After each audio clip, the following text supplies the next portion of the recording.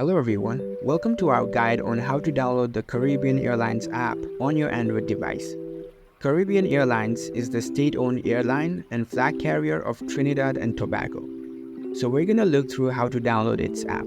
Let's get started. On your Android device, head over to the Google Play Store.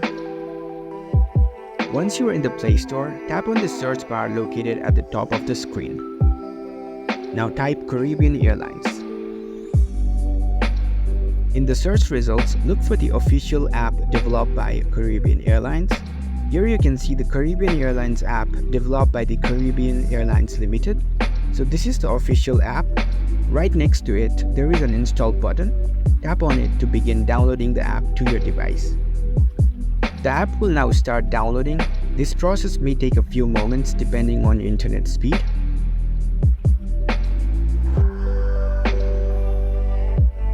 Once the download is complete, tap on the Open button to launch the Caribbean Airlines app. It is asking me if I want to allow the app to make or manage phone calls. You can choose accordingly.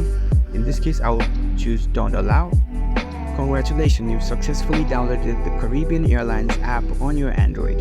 You are now ready to explore all the features and services offered by Caribbean Airlines app. Happy travels!